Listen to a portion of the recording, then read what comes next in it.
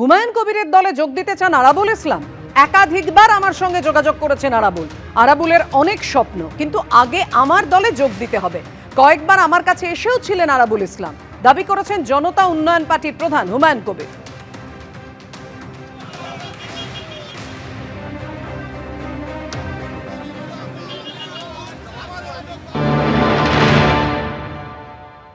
আরাবুলকে জিজ্ঞেস করুন। আরাবুল আমার সাথে কয়েকবার দেখা করেছিল, অনেক রকম তার স্বপ্ন, অনেক কিছু লড়াই লড়বে। আগে দলে জয়েন করতে হবে, তারপরে তাদের নিয়ে কথা বলবো। বললাম তো, যতক্ষণ না করবে ততক্ষণ এ নিয়ে আমি কিছু বলবো না। একাধিকবার দেখা হয়েছে? হ্যাঁ, একাধিকবার এসছে, দেখা করেছে। কখনো আইটিসি রয়েলে, কখনো আপনার ওয়েস্টিনে দেখা হয়েছে। দেখা হওয়া মানে, কথা হওয়া মানে যে সেলিম সাহেবও তো দেখা করেছিল, ওয়েস্টিনে করেছিল, তার আগে আইটিসি রয়েলে করেছিল। তার সব বড় বড় বামফ্রন্টের শরিক, তারা মনে করছে যে ভোট একদম রাস্তায় পড়ে আছে।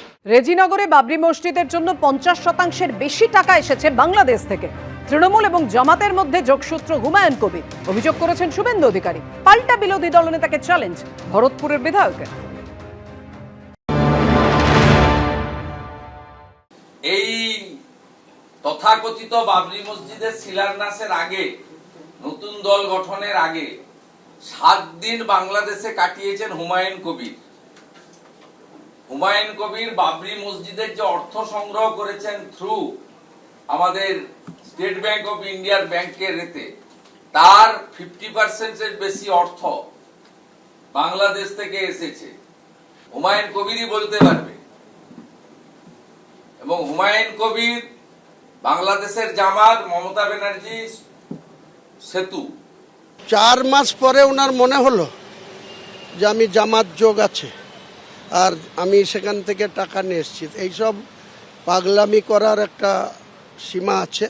আমি চ্যালেঞ্জ করছি ওনাকে, যে সমস্ত এজেন্সিগুলো আছে আমার বিরুদ্ধে একটা তদন্ত শুরু হোক। যদি কোনো জামাত যোগ বা কোনো বিদেশি ফান্ডের সঙ্গে আমি কোনো কারণে যুক্ত থেকে থাকি, সেটা প্রমাণ করুক, যে আমার বিরুদ্ধে অ্যাকশন করুক, ভোটের আগেই করুক, তোদের রাস্তা সাফ হয়ে যাবে। আর এরই মধ্যে চাঞ্চল্যকর দাবি করেছেন ভরতপুরের বিধায়ক হুমায়ুন কবির। আমার জামাইকে লালগোলা থেকে প্রার্থী করতে চাইছে তৃণমূল।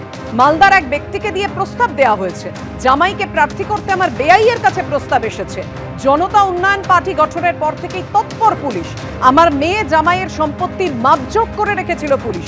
একদিকে সম্পত্তি বাজেয়াপ্ত করছে, আরেকদিকে প্রার্থী করার প্রস্তাব দেওয়া হচ্ছে।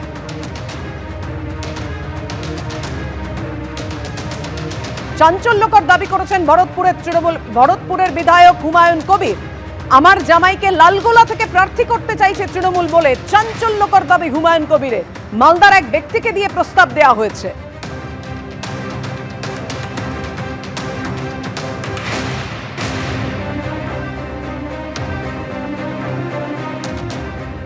বিস্ফোরক দাবি হুমায়ুন কবিরের, কি বলেছেন দেখুন।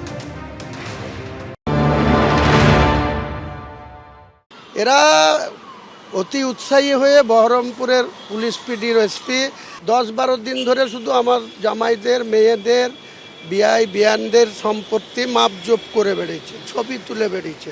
তৃণমূলের এমএলএ মোহাম্মদ আলী, সে কত অবৈধ সম্পত্তি করেছে।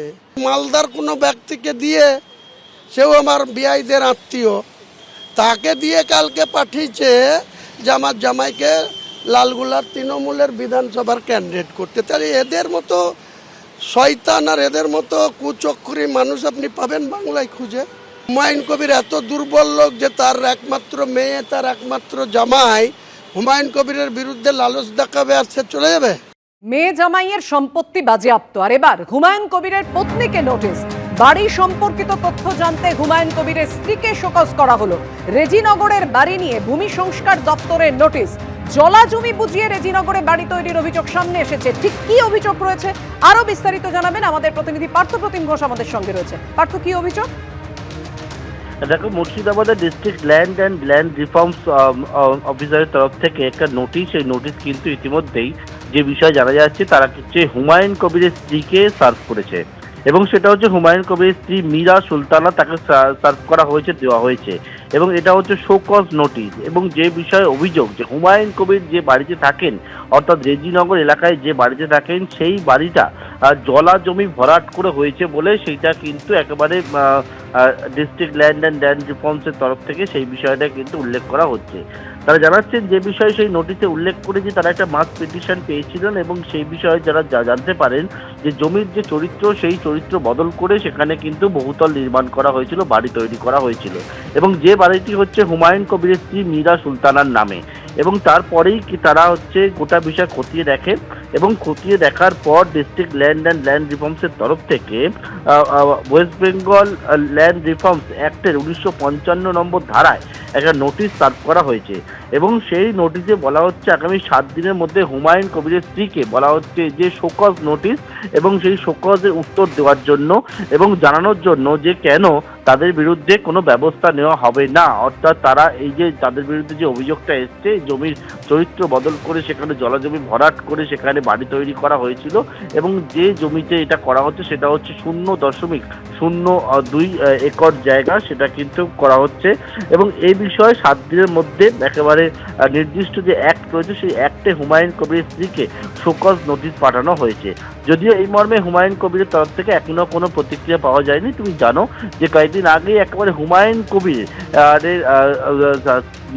যিনি মেয়ে তার শ্বশুর বাড়ি একাধিক সম্পত্তি সেই সম্পত্তি কিন্তু ফ্রিজ করা হয়েছিল।